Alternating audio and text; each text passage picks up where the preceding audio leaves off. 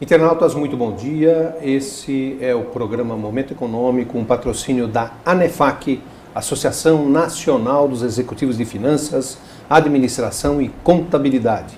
Hoje estamos aqui no estúdio com Lois Frankenberg, ele que é planejador financeiro certificado, vai comentar o que temos que fazer para ter um pouco de condição financeira para enfrentar toda essa dificuldade da economia brasileira.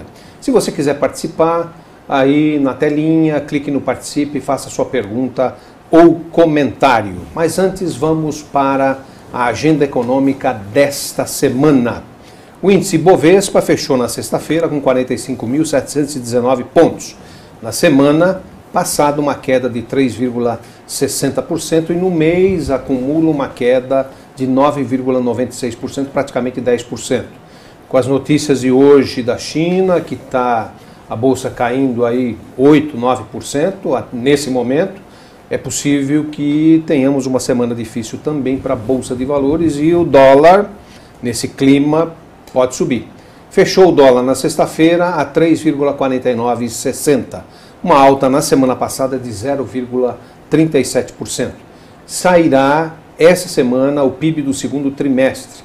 Projeta-se uma contração de 1,5% em relação ao segundo trimestre de 2014. A queda é de praticamente 2%. Com relação ao crédito, sairá a nota do Banco Central para julho. O relatório deve continuar mostrando desaceleração do ritmo de crescimento da carteira total. Em relação à taxa da inadimplência ou de inadimplência, projeta-se uma ligeira alta. No cenário internacional, destaca-se a segunda divulgação do PIB dos Estados Unidos referente ao segundo trimestre daquele país. O mercado espera uma significativa revisão para cima da taxa anualizada de crescimento, que por hora está da ordem de 2,3%. Na zona do euro, o destaque será a divulgação dos índices de confiança de agosto. Acabou de sair a pesquisa Focus. Inflação 2015, a projeção era de 9,32%, projeção de semana passada, agora 9,24%. Com relação ao PIB de 2015, semana passada uma previsão do mercado de queda de 2,01%, agora uma queda de 2,06%. Selic, o número é o mesmo da semana passada, a previsão do mercado fechar o ano nos 14,25% de hoje. Com relação ao balanço comercial, também positiva é a projeção no mercado em 8 bilhões de dólares para 2015. Investimento estrangeiro, o número também não alterou da semana passada, previsão de entrada de 65 bilhões de dólares. Com relação ao câmbio, aumentou um pouco a previsão do mercado de fechamento do ano, semana passada 3,48 e agora 3,50. Tem dois quadros que eu gostaria de comentar com vocês. Por favor, pediria para a técnica colocar no ar. Muito bem, esse aí é o dado da semana passada, recente, portanto, do desemprego em alta. Nós temos uma taxa de desocupação, vejam aí no canto esquerdo superior, de 1,8 milhões de pessoas que estão desempregadas. Importante que essa pesquisa é para as 6 regiões metropolitanas. Veja embaixo o gráfico que partiu de julho de 2014, um ano atrás, 4,9 era o desemprego, agora nós estamos em 7,5%. E outro dado importante aí no canto superior direito, a renda do empregado caiu 2,4%, uma queda de renda comparada a julho do ano passado. Esse número não considera inflação, então essa queda real é bem maior.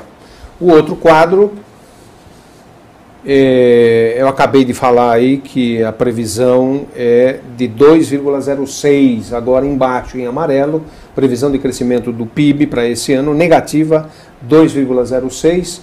Esses dados são semanais e é exatamente a pesquisa Focus, que parte de início de junho até agora 14 de agosto, 2,01 negativo.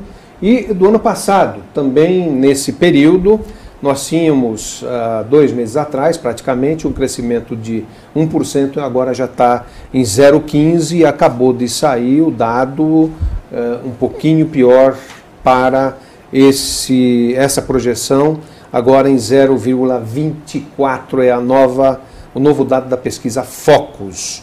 O chama-atenção de hoje fala sobre os investimentos aqui no Brasil e a infraestrutura. Dado da revista Exame da semana passada, as parcerias público-privadas, as conhecidas PPPs, nas quais o governo reparte com as empresas o custo de um projeto, são uma alternativa para destravar a infraestrutura aqui no nosso país, mas realmente está faltando interesse do governo, se não vejamos os números aqui. O governo criou, em 2005, um fundo para prestar garantia ao investidor privado de PPP. Mas esse recurso hoje praticamente minguou, foram sacados pelo BNDES e o Tesouro Nacional. O valor mínimo de uma obra na PPP é da ordem de 20 bilhões de reais. O fundo hoje só tem 20 bilhões de reais. Das PPPs já firmadas, 80% são municipais, 17% são estados e somente 3% da União. Este cenário mostra que o governo federal faz muita propaganda sobre infraestrutura, vai fazer isso, vai fazer aquilo, PAC daqui, PAC dali, mas na prática ele trabalha para que não haja parcerias. Aí os fatos comprovam. Além disto, como comentou o Fernando Henrique na semana passada, temos um governo que é legal, mas é ilegítimo. O que a Dilma deveria renunciar. Isso que o Fernando Henrique disse a semana passada. A verdade é que o cenário econômico reflete desconfiança.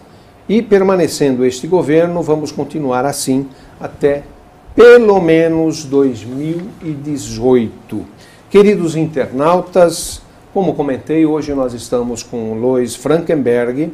Ele é Personal Financial Planning, planejador financeiro pessoal, certificado, é diretor de finanças pessoais da ANEFAC, e para falar nesse assunto tão importante que é as finanças pessoais. Frankenberg, muito bom dia. Bom dia, Roberto. As notícias assustam, parece, ou não mais. São bastante assustadoras. Frankenberg, tem uma questão aqui, vamos começar falando então de um assunto super importante. Qual é o peso da crise no bolso das pessoas? No bolso das pessoas a crise talvez ainda não tenha se manifestado totalmente, porque as pessoas geralmente vivem de mês em mês, então não conseguem enxergar o ano todo, ou quem sabe até 5 anos para frente. Mas eu creio que todo mundo deve se assustar mesmo e tomar providências para cuidarem melhor de suas finanças, para não entrarem em pânico mais tarde. E, Frankenberg, nos últimos meses e nos últimos anos, nós temos uma insistente inflação e persistente que está no patamar aí da ordem de 10%. Qual o impacto da inflação nos planejamentos das pessoas? Bom, eu acho que a inflação é algo bastante intrigado, porque você não enxerga acontecendo, a não ser que você vai para o supermercado e sua mulher fala, olha, a cebola aumentou tanto, o tomate tanto, e tudo isso.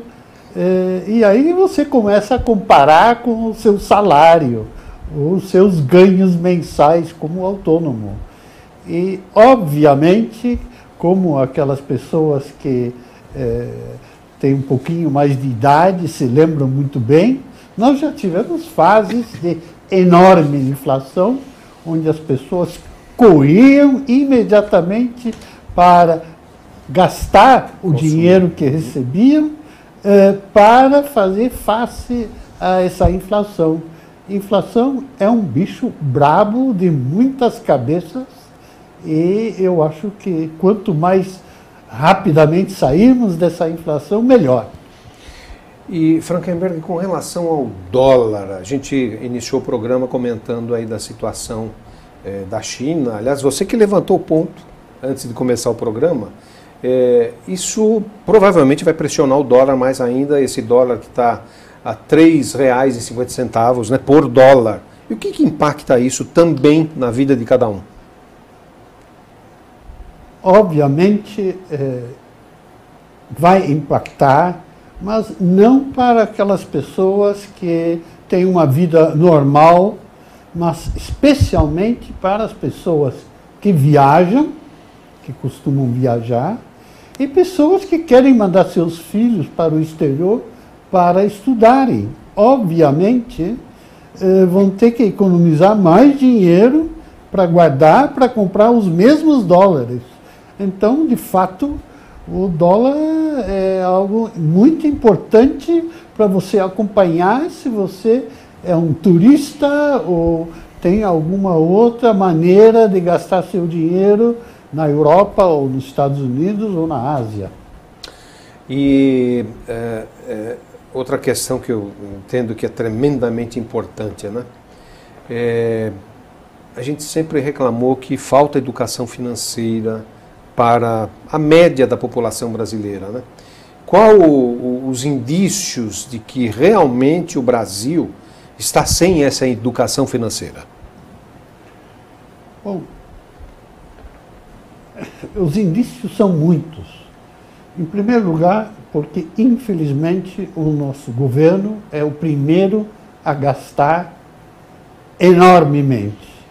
E nós vimos isso desde o ano passado, em que o consumismo é incentivado aqui em nosso país, e óbvio, pelo próprio governo, né? Quando disseram para as pessoas comprem seus carros a prazo. Isso para ajudar a indústria automobilística. Estão fazendo exatamente cometendo o mesmo erro atualmente. Numa época em que existe inflação e problemas de decréscimo da economia, ou seja, uma crise em andamento, o que o governo deveria nos dizer é cuidado com o dinheiro, gaste naquilo que é essencial e parem de consumir. Você está perfeitamente correto, Frankenberg. Antes de iniciar o programa, você estava comentando como é que nós precisaríamos dar o exemplo. Você tem 40 ministérios, quer dizer, o exemplo que o governo deveria dar é reduzir pelo menos o número de ministérios para mostrar para a população, olha, estamos economizando, né? Claro que tem muito mais, mas seria uma indicação, opa, o governo está fazendo aquilo que ele quer que o povo faça, né?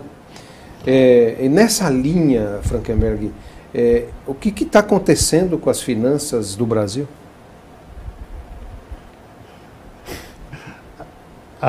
A melhor resposta que eu enxergo, a minha origem é estrangeira, mas desde pequenininho eu estou nesse país. Eu acho que falta mesmo patriotismo, ou seja, o verdadeiro empenho dos nossos governantes em praticar a ética, o moralismo, tentar resolver nossos problemas de longo prazo e não simplesmente praticar aquilo que é praticado geralmente em nosso país, que é simplesmente tapar o sol com a peneira, jogar a sujeira embaixo do tapete para que as pessoas não enxergam. Nós devemos mudar esse ambiente, simplesmente para um ambiente de realmente querer mudar o caminho que o país vai traçar rumo ao seu verdadeiro futuro, que é de ser um dos primeiros países do mundo, e que nós estamos não sendo hoje em dia. Frankenberg, as pessoas estão dizendo por aí que agora nós estamos pagando a conta. Faltou planejamento? Sem dúvida. Só faltou planejamento de curto, médio e longo prazo. E quando há esse planejamento, infelizmente, esse planejamento é de curtíssimo prazo e não poucas vezes é interrompido para que o novo governante simplesmente coloca em jogo aquilo que ele acha melhor. E, óbvio, qualquer planejamento significa que um determinado governante assume aquilo que um governante anterior iniciou e não inicia seu próprio planejamento. É verdade. Quantas obras a gente, além do problema da gestão das obras, né, que atrasam, quantas obras são descontinuadas? Ah, mudou o governo, a gente para porque não era uma obra boa. Peraí, está causando mais prejuízo ainda, né, Frankenberg? Eu pediria licença a você, Frankenberg, e aos queridos internautas. Nós vamos a um rápido intervalo e já voltamos.